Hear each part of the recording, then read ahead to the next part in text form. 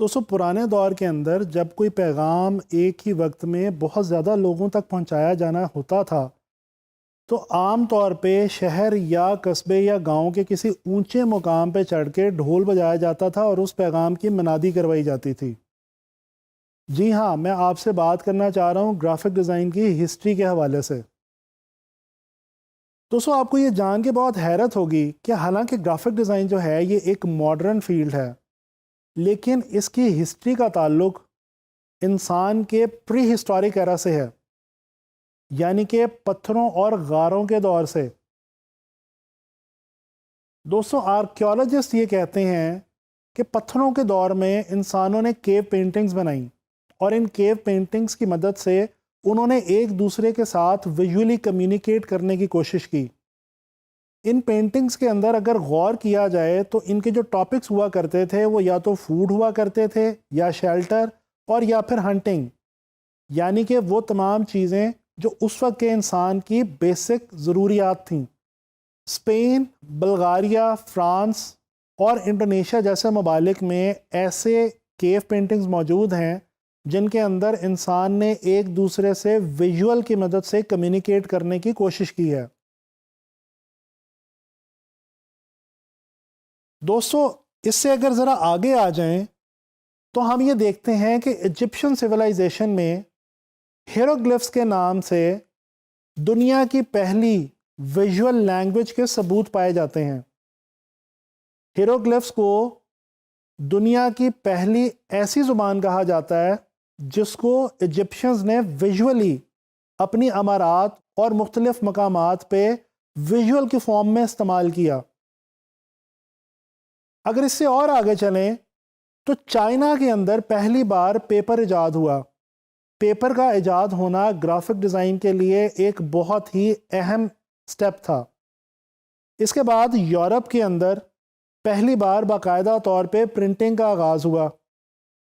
इसमें ख़ास तौर पे जो अहम तरीन मुकाम हासिल है वो जर्मनी को हासिल है।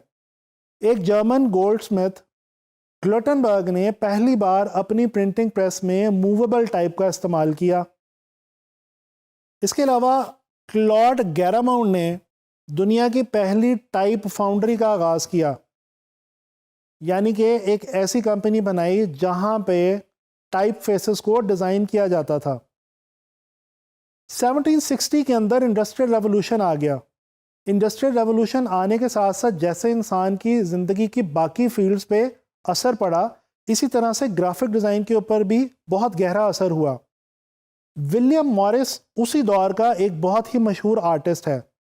उसने इसी दौर के अंदर पहली डेकोरेशन फर्म का आगाज़ किया जहां पे वो मुख्तलिफ डेकोरेटिव डिज़ाइन अपने क्लाइंट्स के लिए बनाया करता था।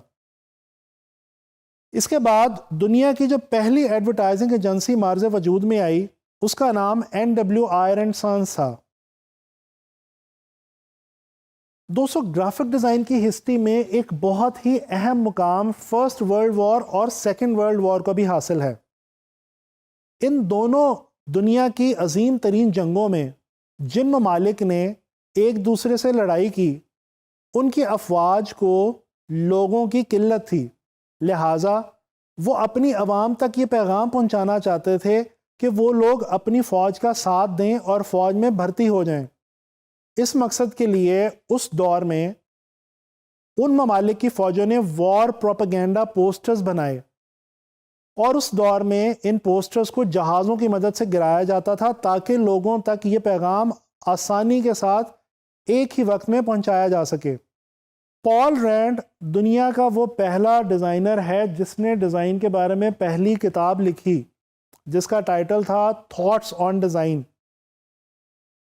दोस्तों इससे आगे चल के देखें तो स्टीव जॉब्स ने जब मैक की बुनियाद रखी और पहला मैक सिस्टम इंट्रोड्यूस करवाया तो उसके अंदर पहली बार यूज़र इंटरफेस ग्राफिक्स की मदद से इंट्रोड्यूस करवाया गया जिसको बिट मैक ग्राफिक्स भी कहा जाता है।